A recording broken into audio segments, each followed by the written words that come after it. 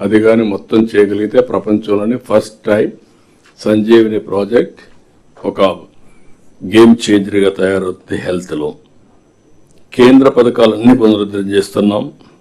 హార్టికల్చర్కి పూర్వోదయ కింద లేకుంటే special project కింద తీసుకుంటున్నాం. ఈరోజు దేశంలో హైయెస్ట్ హార్టికల్చర్ ప్రొడక్షన్ మనం ఉత్పత్తి చేయగలుగుతున్నాం. కానీ మన ఉద్దేశం ప్రపంచంలోనే హార్టికల్చర్ హబ్గా రాయలసీమ తయారు చేయాలని 9 జిల్లాలను పెట్టుకున్నాం.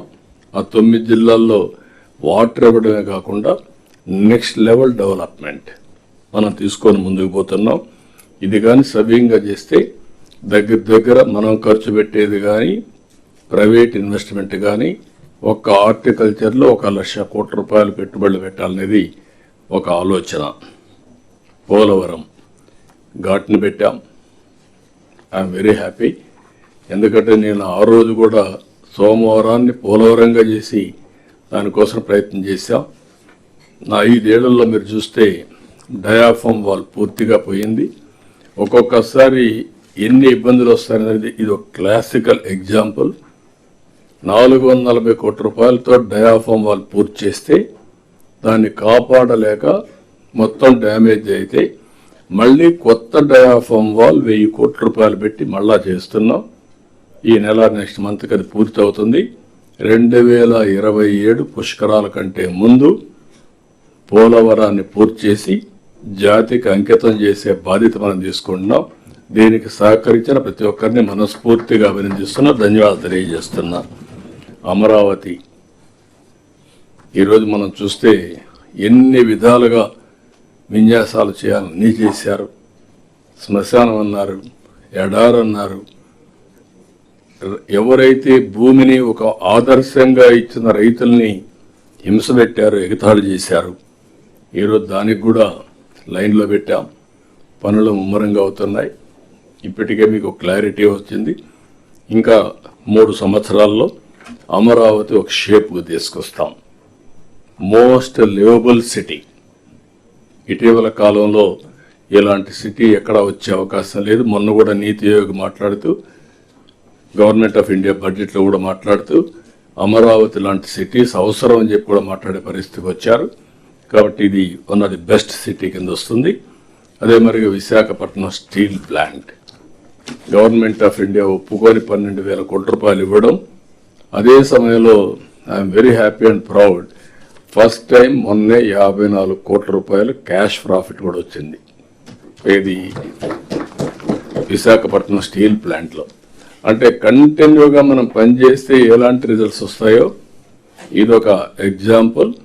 రేపు రాబోయే రోజుల్లో నష్టాల నుంచి లాభాలు, సస్టైనబిలిటీ కాదు ప్రాఫిటబిలిటీ వరకు తీసుకుపోయే పరిస్థితి వస్తుంది.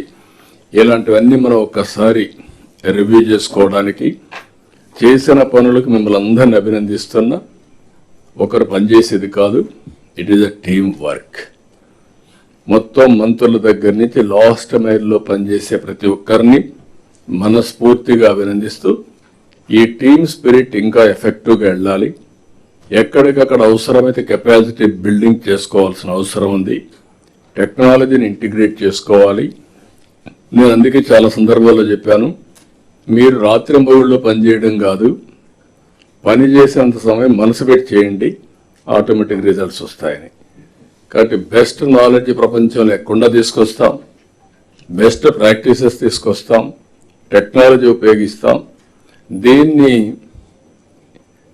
సమాజంలో మంచి జరిగే విధంగా, నిరంతరం ఎంపవర్ చేసే విధంగా, మెరుగైన జీవన ప్రమాణాలు ఇచ్చే విధంగా మనం ముందుకు పోవాల్సిన అవసరం ఉంది. ఈ మీటింగ్లోనే నేను ఇంత ముందు చెప్పాను, is of doing business. Now మన గేర్ చేంజ్ చేసి స్పీడ్ ఆఫ్ డూయింగ్ బిజినెస్. రెండోది గవర్నెన్స్లో కూడా స్పీడ్ ఆఫ్ డెలివరింగ్ గవర్నెన్స్. ఏదో వాడు చనిపోయిన తర్వాత వాడికి పట్టా ఇవ్వడమో, లేకుంటే సఫర్ అయి మొత్తం నాశనం అయిపోయిన తర్వాత వాళ్ళని ఆదుకోవడం కాదు. రియల్ టైంలో ఇవన్నీ జరగాల్సిన అవసరం ఉంది.